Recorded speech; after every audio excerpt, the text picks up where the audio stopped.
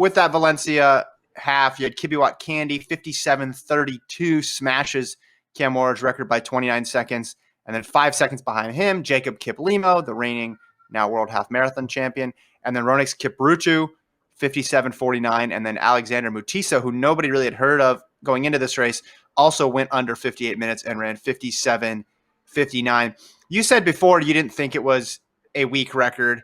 And it's hard to think when someone breaks the existing mark by as much as Cam Moorer did. He put some distance there. And when someone comes in with the credentials that Cam Moorer did to the event and seems perfectly suited for that event, that it is the end-all, be-all, and this record is going to stay forever. But in retrospect, you look back, he ran a lot of that race by himself when he ran 58:01, and then you go to the tables. And I know you don't like to go to the tables all the time, but I like to go to the tables, and you look at how it matches up I did yesterday. to the marathon.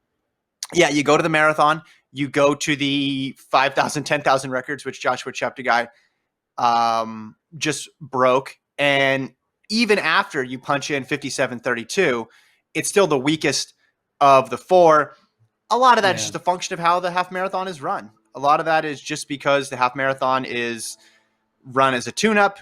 It's run as part of a larger plan, or it's run in a World Half Marathon Championships where there are medals at stake. So the shoes obviously are having an impact here, but I think we should also know that there's a confluence of things going on. And one of them was, I think this record was due to go down when you put that many people on that fast of a course.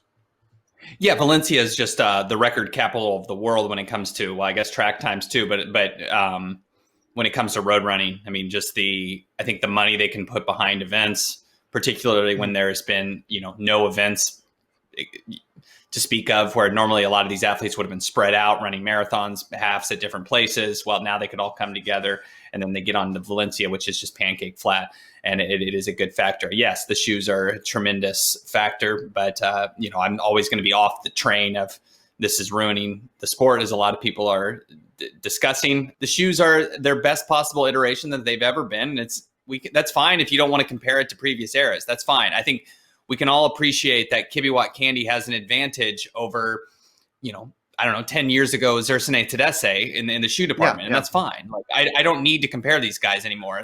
I want to compare Kibiwat Candy to Jacob Kiplimo. So or even Jeffrey Cam Warwar. And, Cam Warwar now maybe a step behind because the shoes have advanced in the, whatever it was, a year since he broke his record. Like, I'm fine with that. I don't need to worry. I'm done comparing records and times to previous eras. Let's just forget about that. Like, I don't think the shoes need to be a controversial thing, simply because let's just live in the here and now and understand that technology is always going to be part of it. I just don't understand why so many people are caught up in that.